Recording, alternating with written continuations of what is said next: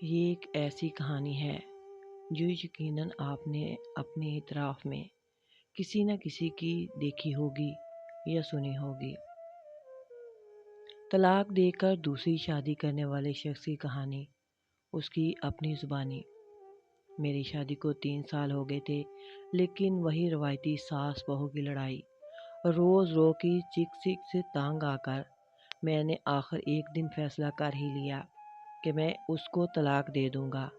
کبھی بڑے بھائی مجھے اتنی باتیں سناتے کہ تم بیوی کے نیچے لاگے ہو، کبھی بہنوں کی طرح دن اور رات عذاب کی طرح کٹ رہے تھے۔ وہ کبھی کبھی مجھ سے بہت اچھے طریقے سے رہتی تھی، لیکن میرے ذہن میں تو یہ زہر گھول دیا گیا تھا کہ یہ ایسی ہے، یہ ویسی ہے، اور ابھی تو میرے بچے بھی نہیں ہوئے تھے۔ یہ بہانہ بھی مجھے مل گیا تھا اور میں بہت خوش ہو گیا کہ اب طلاق دینے کی وجہ بھی میرے پاس موجود ہے۔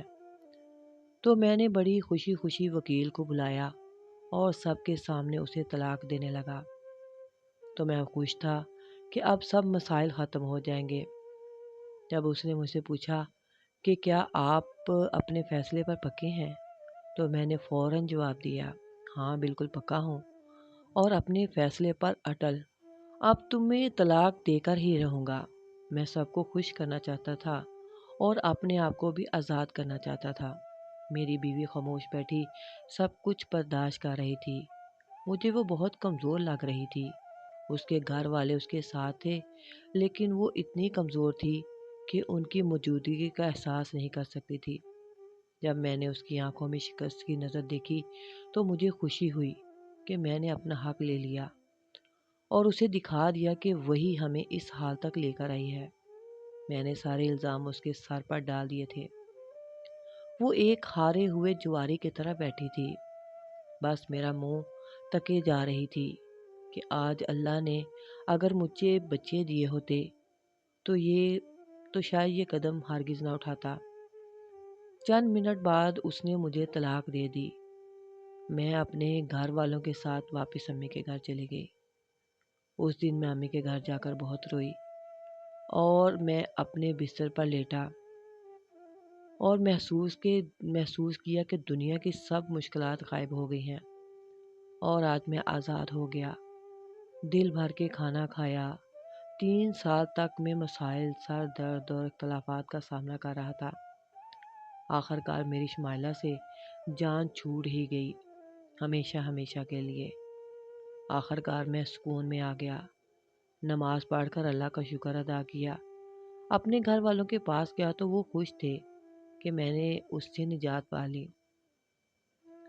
سب کو خوش کرنے کے لیے میں اتنا بڑا قدم اٹھا لیا تھا، لیکن پھر میرے ساتھ کیا ہوا، آئیے آپ کو بتاتا ہوں۔ میں نے اپنی زندگی دوبارہ آزادانہ طور پر جینے کا آغاز کیا، لیکن زیادہ وقت نہیں گزرا اور چیزیں میری توقعات کے خلاف ہو گئیں۔ ہر کوئی اپنی زندگی میں مصروف ہو گیا۔ ہر رات کے آخر میں وہ اپنے کمرے میں بند ہو جاتے اور میں اپنے کمرے میں اکیلا، کمزور اور تنہا رہ جاتا۔ اب کوئی بھی میرے پاس نہیں تھا۔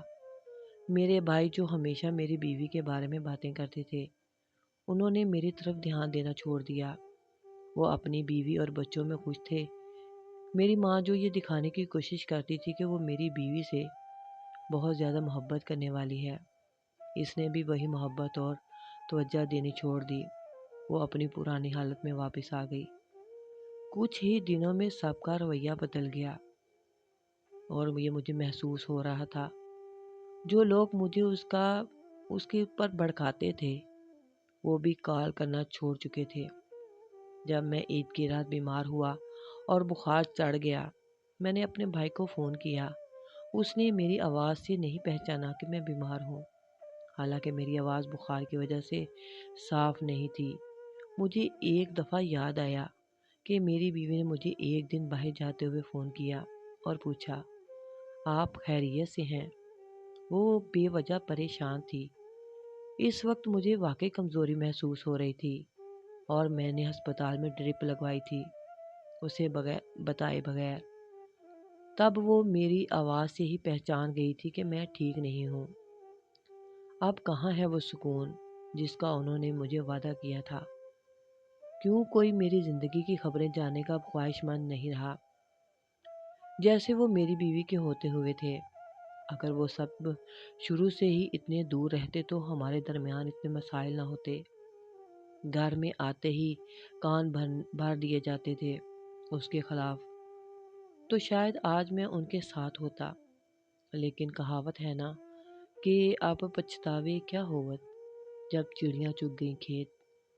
میرا گھر برباد کر کے سب سکون میں تھے، اور میں اتنا بیوقوف کہ ان کی باتوں میں آ کر اپنی اچھی بلی ازدواجی زندگی کو آگ لگا دی۔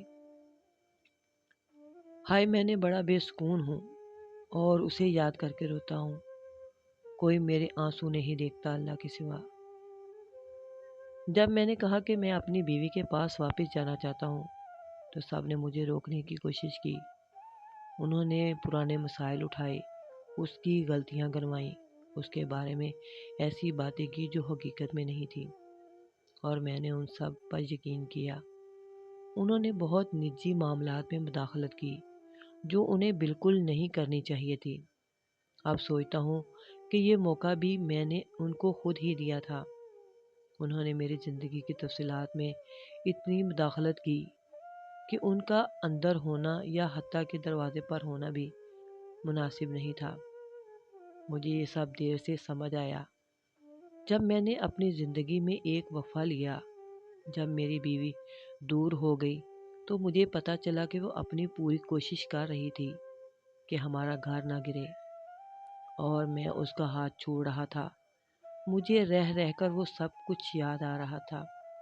اب میرے رات اور دن زیادہ تکلیف میں گزرنے لگے تھے کہ کاش میں نے اپنی بیوی کو ٹائم دیا ہوتا، کاش میں کسی دوسرے کی باتوں میں نہ آتا اور اپنے گھر کو اپنے ہاتھوں سے آگ نہ لگاتا، تو آج وہ میرے پاس ہوتی، میرے ساتھ ہوتی۔ وہ ہماری نجی باتوں کو چھپا رہی تھی، اور میں سب کچھ دوسروں کے سامنے کھو رہا تھا۔ میں کتنا بے وقوف، کتنا کم عقل تھا کہ دوسروں کی واہ واہ سننے کے لیے اپنی ہی بیوی کو ذلیل کرتا رہا، کسی کے سامنے اس کی عزت نہ کی۔ اگر میں اسے عزت دیتا تو دوسرے لوگ بھی اسے عزت دیتے۔ جب میں نے افسوس کے ساتھ اسے واپس لانے کی کوشش کی تو اس نے صاف انکار کر دیا۔ اس نے کہا کہ میں سکون میں ہوں۔ یہ جملہ مجھے کہنا چاہیے تھا۔ میں نے بہت کوشش کی، لیکن ہر بار وہ ضد کرتی، جیسے وہ کسی محفوظ جگہ پر ہو اور وہاں سے نکلنے سے ڈرتی ہو کہ کہیں واپس نہ جا سکے۔ میں اگر ایک اچھا سائبان ہوتا تو وہ میرے سائے میں دوبارہ آنے کی خواہش مند ہوتی، لیکن میں تو اس کی امیدوں پر پانی پھیر دیتا تھا۔ میں ایک اچھا ہم سفر ہی ثابت نہ ہوا، اچھا مرد نہ بنا۔ اس نے صاف الفاظ میں کہا، کبھی بھی مجھے میرے حقوق کا احساس نہیں ہوا، حتیٰ کہ تمہاری بیوی ہونے کا حق بھی میرے پاس نہیں تھا۔ اور جن بیویوں کے مرد اس طرح کان کے کچے ہوتے ہیں، دوسروں کو خوش کرنا چاہتے ہیں، وہ اسی طرح اپنا گھر برباد کرتے ہیں۔ مرد اور عورت کو اللہ پاک نے ایک دوسرے کا لباس کہا ہے، تنہائی میں بھی اور اس کے سب کے سامنے بھی۔ وہ ایک دوسرے کی عزت کریں تاکہ دوسرے بھی ان کی عزت کر سکیں۔ یہ میرا پیغام ہر اس شخص کے لیے ہے جو اپنی مردانگی کو صرف طلاق تک لے آتا ہے اور اپنے خاندان، گھر والوں کو خوش کرنے کے لیے اپنی بیوی کو طلاق دے دیتا ہے، اور پھر اس کا انجام میری ہی طرح ہوتا ہے۔ اور آخر کار میں ہی وہ واحد ہارا ہوا مرد تھا۔ مسئلہ یہ تھا کہ میں سمجھتا تھا کہ میں صحیح ہوں اور میرے آس پاس کے لوگ میرے خیر خواہ ہیں۔ یہ بس میرا دھوکہ تھا۔ میرے اپنے ہی میرے نہ رہے۔ اگر کسی ایک کے دل کو میری بات لگی ہے تو شاید میری باتوں سے اس کا گھر بس جائے۔ کہ مجھے دعاؤں میں یاد رکھیں۔ اس طرح کی بہت ہی اچھی اور پیاری پوسٹ کے لیے پلیز میرے چینل کو سبسکرائب کریں، لائک کریں اور شیئر کریں۔ جزاک اللہ خیر۔